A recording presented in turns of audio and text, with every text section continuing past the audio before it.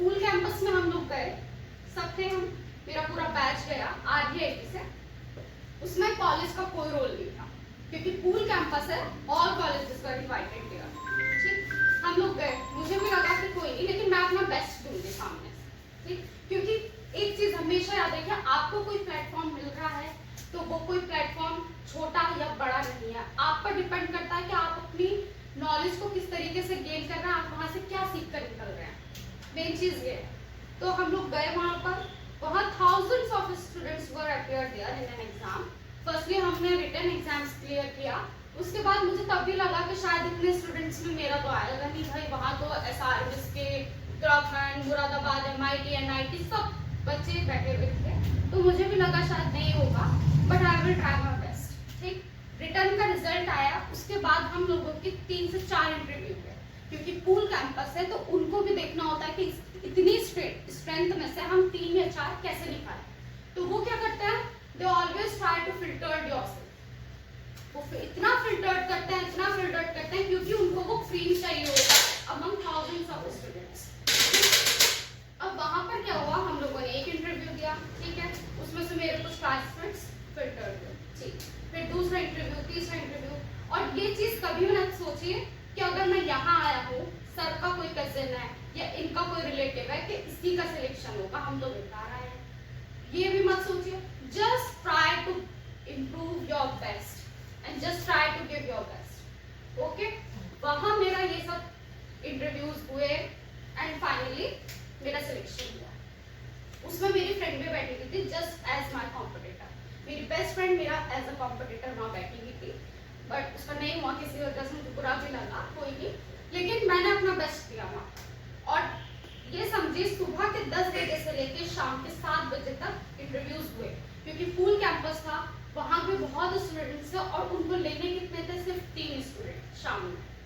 अगर मैं यही सोचती वहाँ बैठ के रिटर्न में या इंटरव्यू में कि यहाँ तो SRMS में ये पूल कैंपस है, SRMS के बच्चे ही उठाएंगे, मैं क्यों हूँ, मैं नहीं दे सकती थी, बट मैंने वहाँ अपना बेस्ट दिया और मेरा सिलेक्शन भी हुआ। अब कुछ क्लासमेट्स ऐसे भी होंगे, कुछ आपके कलीग्स ऐसे होंगे, कुछ आपके फ्रेंड्स ऐसे होंगे जो बोलेंगे सिलेक्शन के बाद भी कि वो कोई अपने आप में इतनी बड़ी कंपनी थोड़ी है, जो तेरा हो गया तो क्या है, ठीक, बट आप उस अपॉर्चुनिटी को किस तरीके से ले रहे हैं। उस ऑर्गेनाइजेशन में जाने के बाद आप thousands of people से इंटरेक्ट करोगे, तो आप किस तरीके से उनके सामने बोल रहे हो, किस तरीके से खुद को रिप्रेजेंट कर रहे हो, वो मैटर करता है, ठीक। और जैसे कि मैं बात करूं हार्ड वर्क और लक की, कुछ आप में से ऐसे होंगे, कुछ नहीं, बहुत लोग ऐसे होते हैं जो सोचते हैं कि इसका सिलेक्शन हो गया, इसका लक था। ऐसा नहीं है, luck and hard work always 2 things run in parallel, ये हमेशा याद रखिएगा। कभी आप ये नहीं कह सकते कि इसका मेहनत से हुआ है, मेहनत हमेशा रंग ला दे, but your luck always work there. और ये कभी नहीं कह सकते कि इसकी किस्मत ही हो गया, no, that person always try to prove herself or himself and improve your skills, just try to improve your skills। दूसरी चीज, अगर मैं कम्युनिकेशन की बात करती हूँ तो मैंने अभी भी बताया कि लोग आपको गाइडेंस दे सकते हैं, लेकिन सबसे बेस्ट तरीका होता है कि आप खुद से बात करें। सबसे पहले कोई सामने वाला बोल रहा है, इसको तो आदत है ऐसे बोलने की, ये he is my elder brother Faisal Wasim, and as I told you that I am Walgia Wasim, I always try to speak to himself, and कुछ टाइम ऐसा होता है बोलते हैं लेकिन आपको उस तरीके से बोलना है। ये भी मेरे से बात करता है, यहाँ कोई ऐसा नहीं होगा जो सिंगल अपने मतलब सिंगल सिबलिंग या सिंगल सन हो। You always have a daughter, have a sister or a brother. How many of you have 2 or 3 siblings? Okay. There is no one जो मतलब अकेला होगा, किसी ना किसी का बहन भाई तो होगा, ठीक। तो आप उनसे क्यों नहीं बात करते हैं घर पर, अपनी सिस्टर से? कोई नहीं, अकेले हो। फादर मदर से कभी ट्राई किया है इंग्लिश में बात करना या खुद से कुछ इस तरीके से? नहीं, क्यों नहीं करते हैं? कई बार हम लोगों को एक बैरियर आ जाता है, क्या कि अगर मैं अपने भाई से भी बात करूंगा तो शर्म आएगी, क्या कहेगा ये कि घर पे कैसे बात कर रहा है, इंग्लिश, आज तो इंग्लिश में बात कर रहा है, तो वो एक बैरियर होता है। उस बैरियर को मत देखिए, अगर आप घर में ही उस चीज को इम्प्रूव कर सकते हैं तो बाहर आपको शायद फील होगा ही नहीं सर। और कई बार ऐसा होता है, मैं बोल रही हूँ, there is lot of grammatical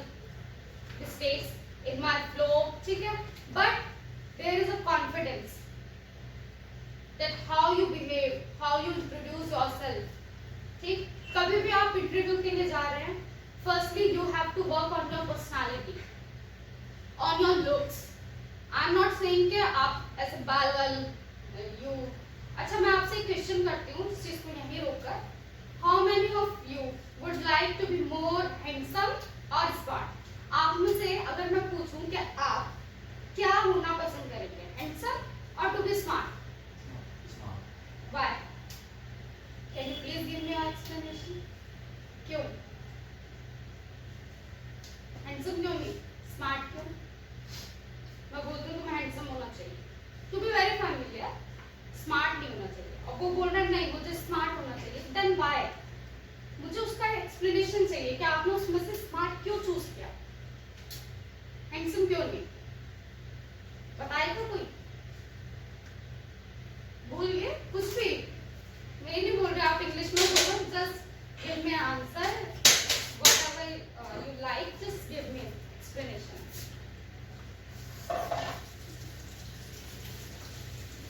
जो हमारे पास स्मार्टनेस होगी, हैंडसम तो हम अपने आप हो जाएंगे. ओके, थोड़ा सा और एलैबोरेट करिए, स्मार्टनेस से क्या आप समझते हो?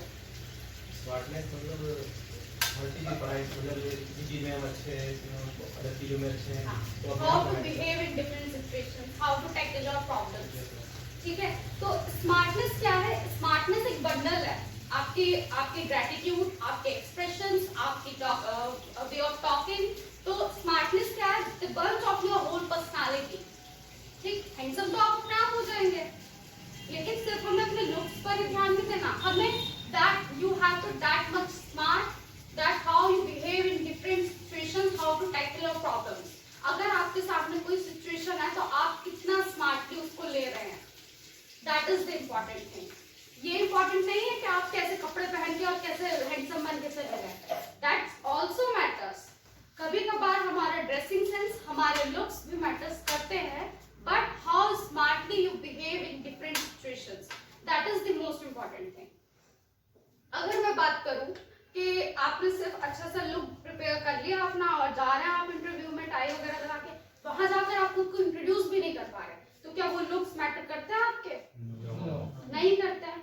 बट अगर आपके पास बहुत अच्छी नॉलेज है और वहां पर आपने इतना गंदा सा अपना कैजुअल लुक में जाकर बैठ गए, तो वो मैटर करता है. वहां आपका फर्स्ट इंप्रेशन खराब हो गया, बोलने से पहले आपके लुक्स पे ध्यान गया, तो आपको दोनों होना पड़ेगा. उसके लिए क्या है? That you should be that much smart, that how you express yourself, your looks, your gratitude, expressions, posture, everything include in this smartness.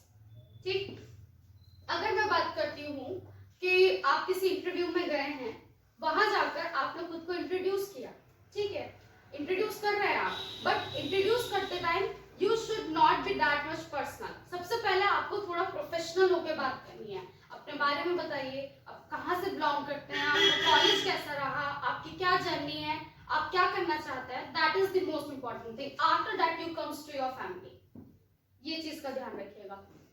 उसके बाद हम बात करते हैं, अगर इंटरव्यू की मैं बात करूं या किसी ऑर्गेनाइजेशन की मैं बात करूं, तो कभी भी ये मत सोचिएगा कि ये ऑर्गेनाइजेशन छोटा, ये कंपनी छोटी है या ये कंपनी बड़ी है. हो सकता है वहां आप कुछ ऐसे क्लाइंट से इंटरेक्ट कर रहे हो जो आपको आगे लेकर जाए, ये भी हो सकता है. ये मत सोचिएगा कि एमएनसी में ही जॉब करना है. एमएनसी में बंदा इतना नहीं सीखता, ये मेरा पर्सनल एक्सपीरियंस है. जितना आप एक स्मॉल ऑर्गेनाइजेशन से सीख के निकलते हो, जब आपके ऊपर रिस्पॉन्सिबिलिटीज आती है, वहां क्या डिफरेंस है. एमएनसी में आप जाते हो, वहां नंबर ऑफ एम्प्लॉयज होते हैं, ठीक, आपको एक प्रोफाइल पे रखा गया, ठीक है, वहां प्रोजेक्ट आया, लेकिन एक प्रोजेक्ट पे thousands of people are working there, तो वो इतना ध्यान नहीं देते कि इसका ये मॉड्यूल है, इसने वर्क किया, ठीक है, नहीं किया कोई बात नहीं, ठीक, आप फ्री हो, आपको लग रहा है मुझे सैलरी मिल रहा है, मैं बहुत ठीक हूँ, बढ़िया हूँ, सही है. लेकिन अगर आप एक स्मॉल ऑर्गेनाइजेशन से स्टार्ट करते हो, तो वहां आप सीखते हो कि रिस्पॉन्सिबिलिटीज से कैसे टैकल किया जाता है और अपनी रिस्पॉन्सिबिलिटीज को कैसे फुलफिल करना है on the given timeline. Timeline और time management is the second best thing that prove yourself. अगर आप अपने टाइम को लेकर ही बिल्कुल भी पंक्चुअल नहीं है, then you can't work in an organisation. क्योंकि वहां क्या होता है, सबसे पहले मैटर करती है आपकी टाइमलाइन.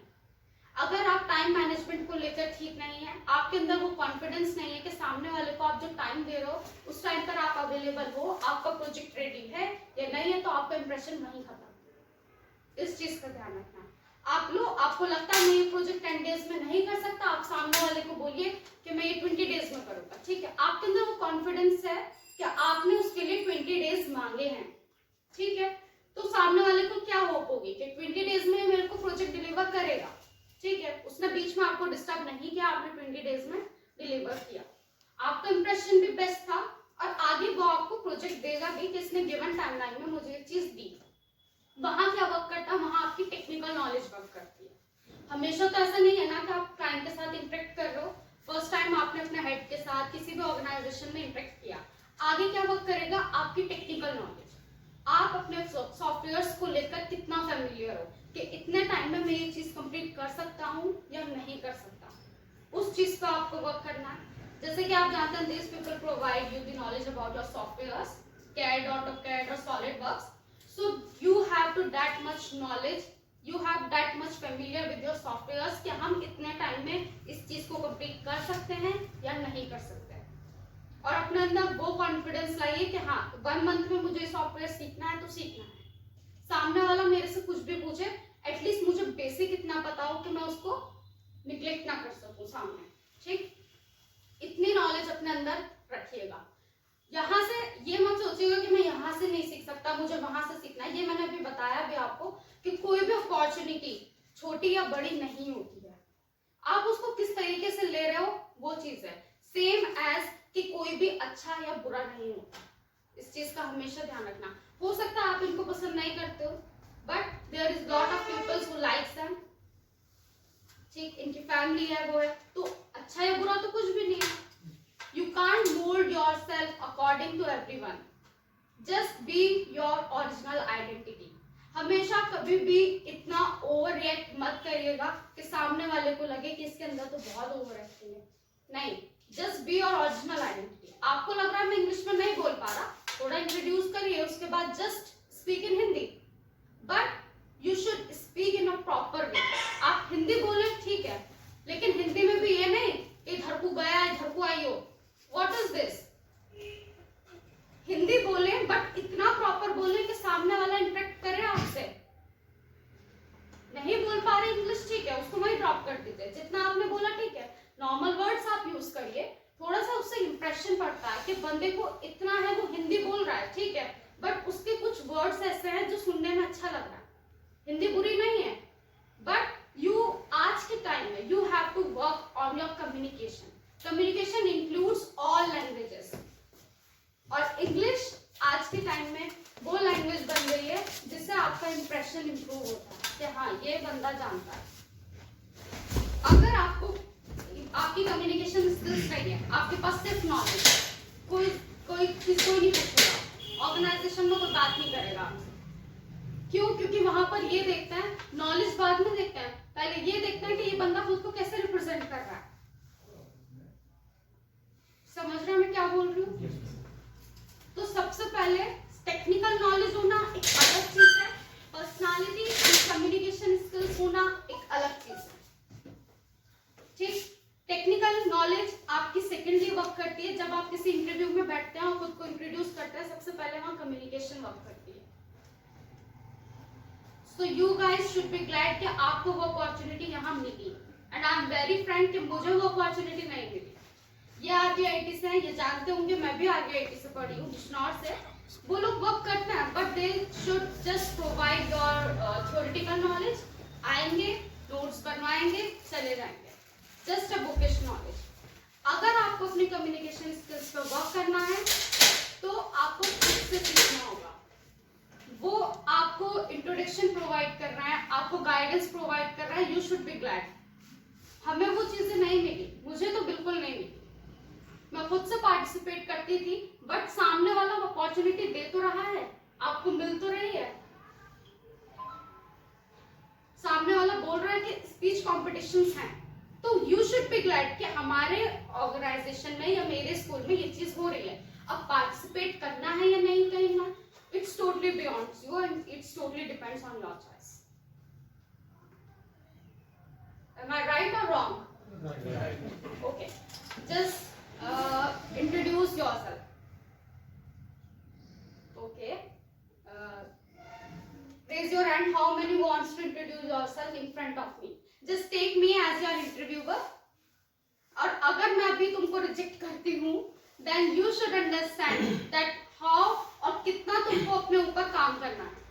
ठीक है? अब आप में से कितना है जो अपने आप को इंट्रोड्यूस करेंगे मेरे सामने अभी? ठीक है? ओके, कल इंट्रोडक्शन Nice. पाया था ना, किसी ने प्रिपेयर नहीं किया. मैं भी आप ही के जैसी हूँ. Just be familiar. खड़े होकर बोलिए, कोई नहीं. नहीं, कुछ भी बोलिए. एटलीस्ट अपना नाम ही बताइए. ऐसा नहीं है कि मैं बहुत बड़ी और ये वो. मैं भी जस्ट तुम लोगों में से ही उठ के आई हूँ. Okay, I have just completed my BTech last year. तो जस्ट नॉर्मली हम लोग बात कर रहे हैं, तो मुझे अब थोड़ा सा इंट्रोडक्शन चाहिए आप लोगों को. मुझे जानना है आपके नेम वगैरह, कहाँ से हैं आप. मैं भाई बड़े मन सुन लीजिए, सुन लीजिए. सुनना नहीं, बात करनी है.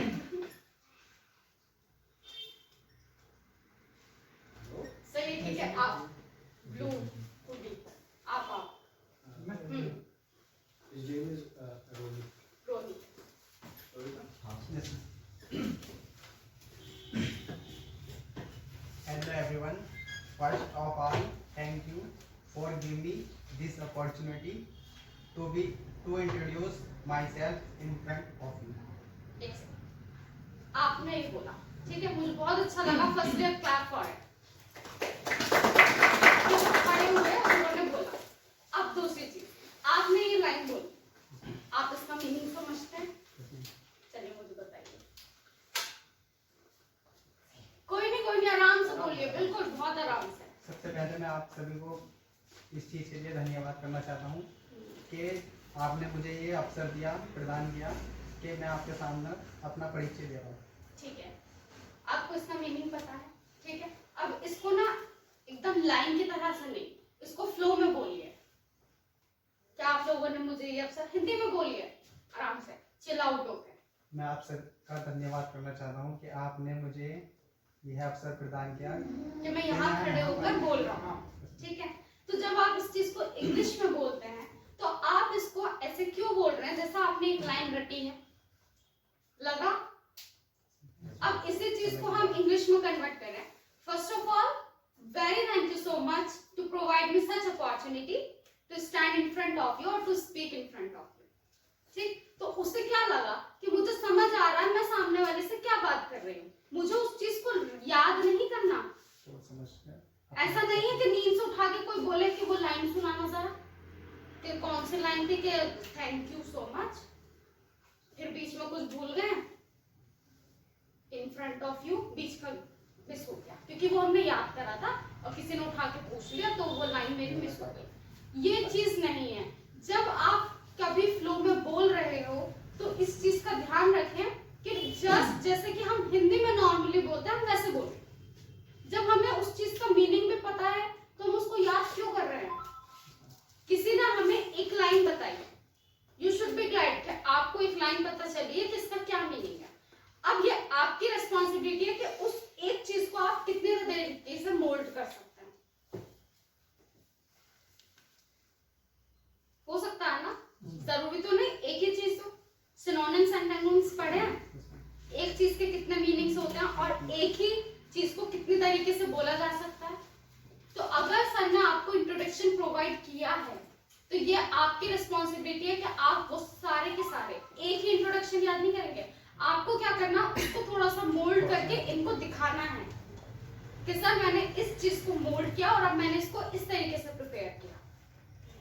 तब सामने वाले को भी खुशी होती है कि हाँ मैंने इसको ये चीज बोली थी और इसने उसको और डिफरेंटली रिप्रेजेंट किया. तो वो आप पे डिपेंड करता है कि आपने उस अपॉर्चुनिटी को किस तरीके से लिया. कुछ लोग ऐसे होंगे जो यहाँ सोच रहे होंगे कि मुझे कुछ सीखने को नहीं मिल रहा. कुछ लोग ऐसे होंगे जो बाहर खड़े होकर सोच रहे होंगे कि मुझे भी अंदर जाके देखना है कि अंदर होता क्या है. तो वो तो आपका डिपेंड करता है ना, आप सामने वाली चीज को किस तरीके से ले रहे हैं, आप उस अपॉर्चुनिटी का क्या यूज कर रहे हैं. ठीक है, मुझे इतना ही जानना था, बस थोड़ा देखना था. और ये बहुत अच्छी बात है कि आपने इतना किया उस चीज को। ठीक, अब जो मैं बोलने की कोशिश कर रही हूँ आपको उसको समझना है कि हमको एक चीज को रटना नहीं है, सामने वाले को ये ना लगे कि आप उस चीज को याद करके बोल रहे हैं। आपको गाइडेंस मिली वो बहुत अच्छी बात है, बट उसको इस तरीके से प्रैक्टिस में लाइए कि आप लगे कि ये अपने आप को रिप्रेजेंट कर रहा है, ओरिजिनल रिप्रेजेंट कर रहा है। यहाँ पर थाउजेंड्स ऑफ ऐसे होंगे, मतलब जब आप लोग बाहर निकलते हैं there is lot of people around you. ठीक, कुछ ऐसे होंगे जिनको आप जानते होंगे और कुछ ऐसे हैं जो बाय रोड निकल रहे हैं, हमें नहीं पता कौन है। ठीक, लेकिन अगर आप किसी को देखते हैं कि ये इसको तो मैं जानता हूँ, ठीक है, आगे चले इसको मैं जानता हूँ, कहीं आप किसी पार्टी या फंक्शन में गए वहां आप सबको जानते हैं, तो क्या आप सबके अकॉर्डिंग रह सकते हैं? सबके अकॉर्डिंग आपका ड्रेसअप हो सकता है? नहीं। कोई चाहेगा कि इसने ब्लैक क्यों नहीं पहना कोट पैंट, कोई कहेगा नहीं उसको ब्लू पहनना था आज, होता है नहीं। बट आप वो पहनेंगे जो आपको अच्छा लग रहा है।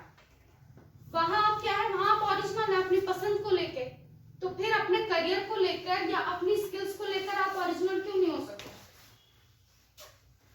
हो सकता है ना। और वो चीज, ये चीज हमेशा ध्यान रखिएगा कि जब सामने वाला बंदा आपका इंटरव्यू लेता है तो कभी भी उसको ये ना समझिए कि इसे तो मैं बेवकूफ बना दूंगा। That person has that capability कि वो आइडेंटिफाई कर सकता है कि ये बंदा ओरिजिनल है या मुझे बेवकूफ बनाने की कोशिश कर रहा है। या तो आपके अंदर वो कॉन्फिडेंस हो कि जो आप रिप्रेजेंट कर रहे हैं, जो आप आंसर्स दे रहे हैं वो ठीक है, कि मेरे अंदर वो कॉन्फिडेंस है, मेरे अंदर वो टेक्निकल नॉलेज है। आपकी कम्युनिकेशन स्किल्स में इतनी पावर होनी चाहिए कि आप सामने वाले को मोल्ड कर सके। तो उसके लिए क्या, उसके लिए आपको ओरिजिनल होना पड़ेगा कि जो मैं हूं मैं हूं। आप चाहते हैं कि मुझे ऐसा आना था, मैं नहीं हो सकता ऐसा, या आप चाहते हैं मैं फ्रेंच बोलूं, मैं नहीं बोल सकता, मुझे इंग्लिश आती है, वो बेस्ट आती है, दैट्स अ गुड थिंग।